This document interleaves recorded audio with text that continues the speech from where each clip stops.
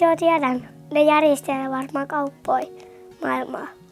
Että se yksin tekee kaikki, ettei ole mitään siis niinku, että työkavereita hirveästi. Se maksaa itselleen. No jotain sellaista, että vaikka yrittää johonkin työhön tai jotain. Usein lahjoittaa rahaa ulkomaille. Että yrittää niinku arvata, että kuten mikä joku juttu on.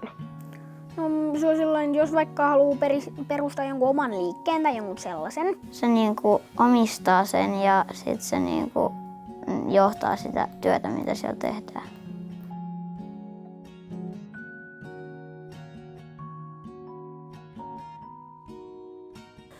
No sellainen, ettei se tee, että päästään vaikka yhden vaikka koko päiväksi syömään ja sitten se on vaan tunnin töissä.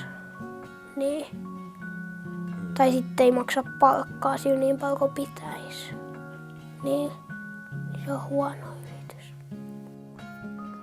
No sellainen, mitkä tekee niinku kaikkea. Ne tee mitään kaikkia huonekaluja tai sellaisen. Ne tekee sellaisia paperitöitä ja tavallaan suojelee kaikkea sellaista metsää, että ne ei käytä kauheasti sitä luonnonvaroja. No ehkä semmoinen, joka myy kännyköitä, koska se tienaa aika paljon sitä.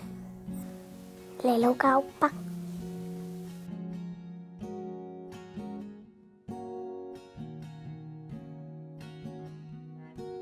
Joku 10-15. 100-vuotias. No jotain 18 tai 20. Joku 18-20. Vaikka joku 20. 5.